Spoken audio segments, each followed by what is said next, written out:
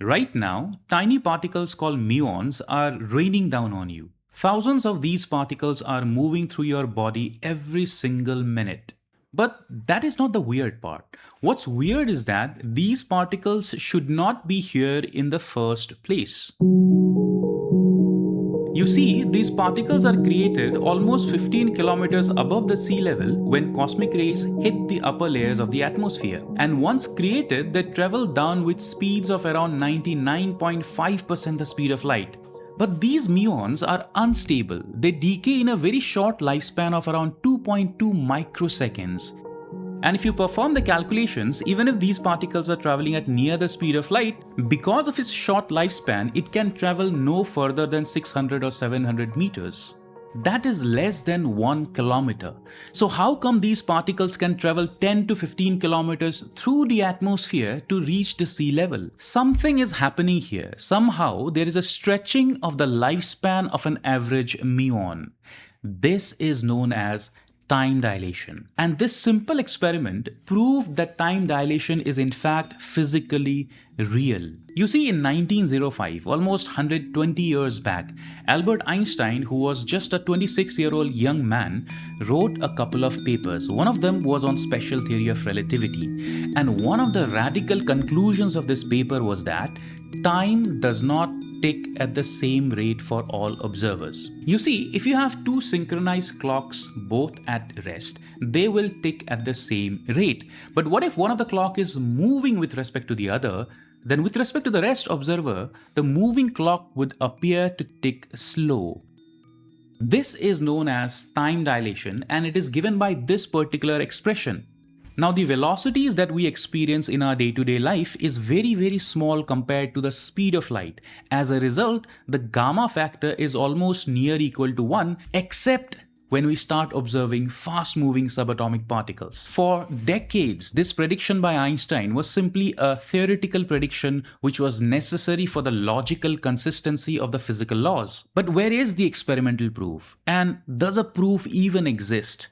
And this is where nature provides us with the perfect setup for making these measurements. So muon particles are created at the upper layers of atmosphere where high energetic protons or cosmic rays coming from deep space interact with the molecules of the upper atmosphere. These are very unstable particles. If you observe them in a lab, they will decay with an average lifespan of 2.2 microseconds. But if you observe a traveling muon, because of time dilation will live a longer life. The core idea is simple.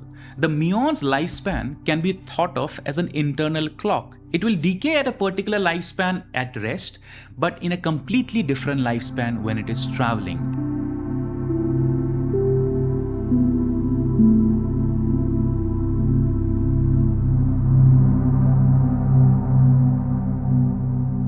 And a bunch of experiments were performed many decades later, one of which I am going to refer in today's video, which is the experiment performed by Frisch and Smith in the 1960s. The idea is to simply measure the total number of muons at two different heights above the sea level.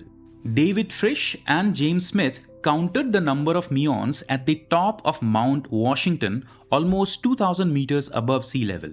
And the detector registered 568 muons per hour. Now, to appreciate the experiment, we need to know that muons are subatomic particles that follow the radioactive decay law. So if you have a bunch of muons in a plate, the number of those particles will decrease exponentially with time. So if these 568 muons traveling at 99.5% the speed of light travel down 2 kilometers, then it should take them a time of somewhere around 6 microseconds. But radioactive decay law tells us that in 6 microseconds, these 568 muons should become somewhere around 27. So according to classical physics, only 27 out of these 500 muon particles should survive as they go from a height of 2,000 meters to sea level.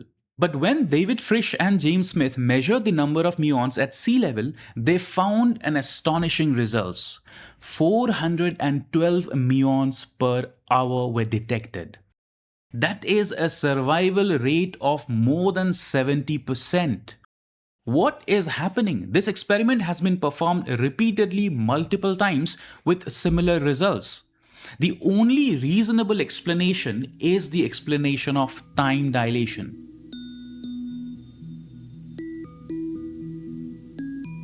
You see, the moving muon traveling at near speed of light has a lifespan of around 19 microseconds as opposed to a rest muon. And if we take that into account, then the calculations fit beautifully. For a muon that lives for over 19 microseconds, 400 of them can actually reach the sea level. So a rest muon survives on average for 2 microseconds, a moving muon survives on average for almost 20 microseconds. This is time dilation. For us, a rest observer, a moving muon appears to live longer. And as it lives longer, it can travel large distances and reach the surface of the Earth. What's even bizarre is that the phenomena from the muon's perspective is completely different. You see, the lifespan of the muon is dilated only from our perspective. But what does the muon actually see? For a muon, it itself is living for just 2 microseconds. What's happening from a muon's perspective is length contraction. From a muon's perspective, which is traveling downwards, it sees the length of the atmosphere shortened.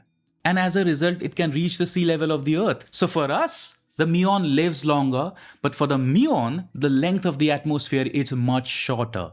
And this goes to the heart of special relativity. All measurements are relative.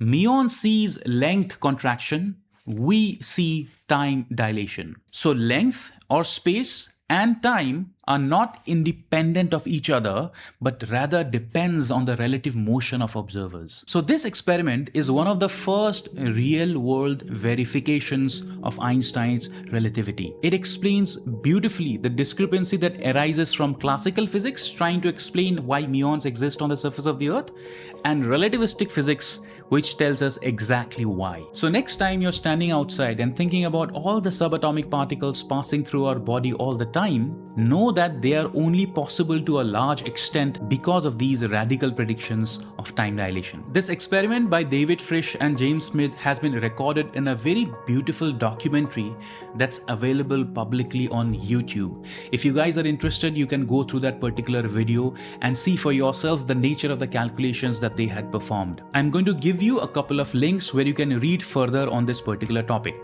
The Muon Decay experiment is an actual scientific proof that the time dilation phenomena is more than just mathematical calculations. It is a fact of nature.